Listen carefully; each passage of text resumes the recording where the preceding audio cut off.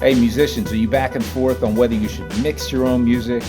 Should you send it away to somebody in another country, or get it professionally done in studio?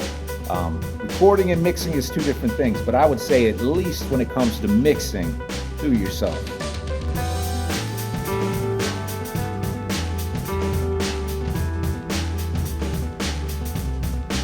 All right, so why do I say mix it yourself? I'll give you a little background information. Like I've got multiple albums, most of which I mixed myself. I've got one that's great and was mixed by another engineer in another country, and I spent a lot of money in that, for hundreds of dollars, and that's that's nothing compared to some. Like some bands get stuff done, and that's thousands of dollars are put into the mixing process alone. So the reason I say mix it yourself, though, is especially for musicians with smaller fan bases, right? You're not touring, you're not known worldwide. Maybe you got 50 monthly listeners on Spotify, a couple hundred followers on Bandcamp, whatever it may be.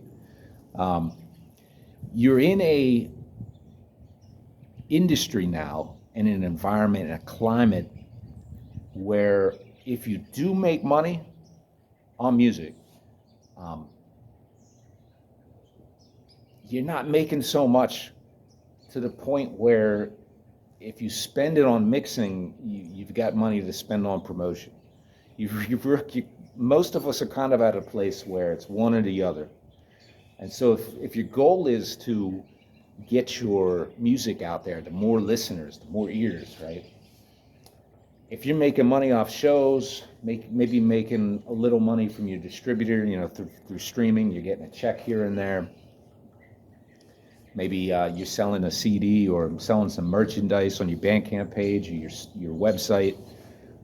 You want to use that money, if it's between mixing and promotion, meta ads, whatever it may be. Do it on the latter. Do it on the latter and learn the mixing process. For me, I'm kind of a control freak to where, like, I've got a vision, and if I cannot get that across with an engineer, I'm never going to be happy with the sound. I've had good experiences, and I've had bad experiences with that. And sometimes that's on me. Sometimes maybe I didn't do something right in the recording. Maybe I did a guitar where the effects are in there and it was just on the fly, and I didn't think about, well, what's this going to sound like at the end? And how's an engineer going to be able to handle it? So sometimes that's on me.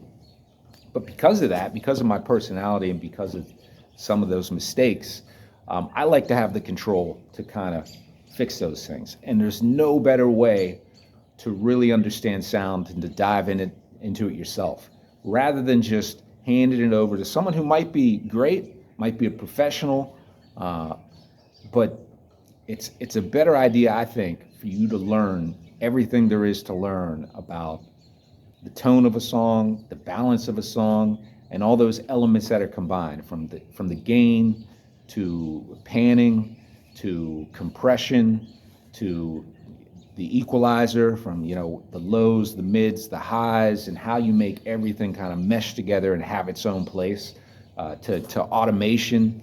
All those things are, you can Google them, you can look them up, and you can learn about them. You can watch YouTube videos and learn about them. I'm not going to go into those. That's not the purpose of this video, but the purpose is to stress the idea that you should learn how to mix.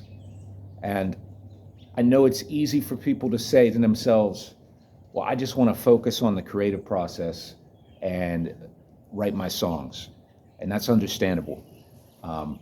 And I've gone through that, where I've told myself, what I'm going to do now is just focus on songwriting. What I'm going to do now is learn how to play guitar, and that's all I want to focus on. And I'm going to, the mixing side, I'm going to send that off to somebody else so that I can focus on that. That's an understandable position.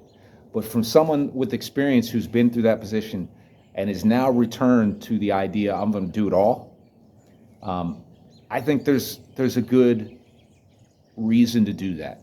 There's a good reason to do that. I think the process of getting your song to sound sonically good is just as integral to the creative process as writing lyrics that are captivating or finding a melody that sounds amazing. I don't think those are separate things. Now, that's not for everybody, but I think for a lot of musicians, this makes sense.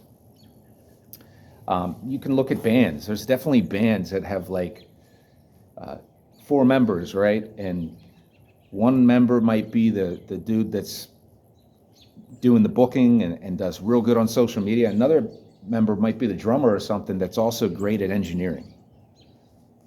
Everybody has their part to play, whether it's a band or a solo musician. I just think you should learn to mix it yourself. Look, if it doesn't work out, at least you can say you tried. But I wouldn't say just try it for a few months. I mean, this takes a long time to learn the process. But I think it's worth it in the end. You're going to save yourself a lot of money, and you're going to really appreciate what goes into the process of completing a song. So yeah, again, I'm not going to go into the steps or tips on how to do that. I'm just stressing why I think it's the right idea to do that. The idea that, because of that, you're not going to write as much music, I don't think that's true.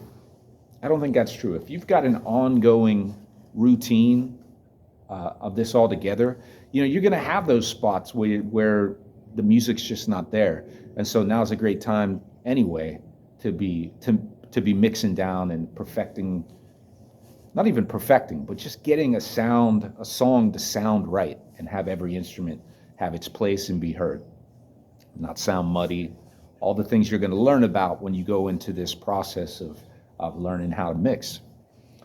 And I just think it's really valuable. I love it because I can look back at songs I did 10, 15 years ago, and at the time I thought were good, and now I know the mistakes I made. Now I know that it was really like a rough mix, a rough recording, and then look at songs that I did a couple months ago and just appreciate how far I've come in that process. And it was all through trial and error and learning from experts, so from the engineers that are paid to do what they do and make a living doing it. I mean, there's more than one way to get help from an engineer, and that's one of them, right? Is to learn from the advice that's put out in the internet, that's written in the literature, whatever way you prefer going about it, whether it's a book or seeing a YouTube video. But at the end of the day, it is going to involve your ears and your decision making, right? It's not just, at the end of the day, it's not, you look at all this AI stuff, all the plugins now that are AI. They might do an amazing job for being AI, but at the end of the day, you're still going to have to understand what the AI is doing. When the AI has different nodes or like modules in it that are compression or an equalizer or dynamic compression, whatever it may be, right?